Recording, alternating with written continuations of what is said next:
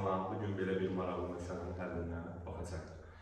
İdeal qaz üzərində həcm sabit qalmaqla 1, 2, 3 prosesi aparılmışdır. Prosesin sonunda qazın kütləsi necə dəyişmişdir?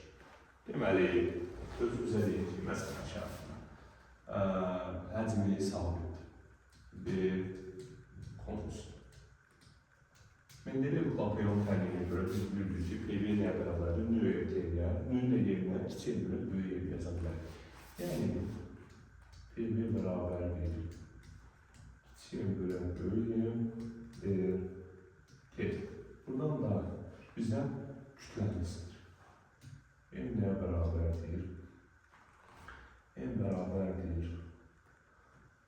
Deməli, R, T, məxrəcdə sürətdə isə P və bura M. Düzdürmü? Baxın, burada həcmini sabit verir. Deməli, həcmi sabit. Həcmi sabit. Eyni qazlısa, böyük sabitdir, R də sabit. O zaman yaza bilərim ki, M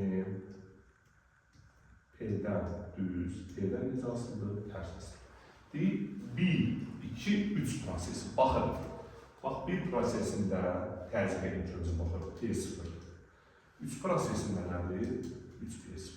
Təzyiq deməli, 1-dən 3-ə gedəndə neçə dəfə artır? 3 dəfə. Düzdürmü? Təzyiq 3 dəfə artır. Temperatura baxın. Temperatur neyini?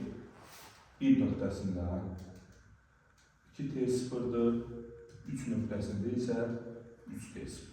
Temperatur neçə dəfə artır? 2 T0-dan 3 T0 gələndə 1.5 dəfə. 1.5 dəfə. Deməli, kütlə neçə dəfə artmış olacaq?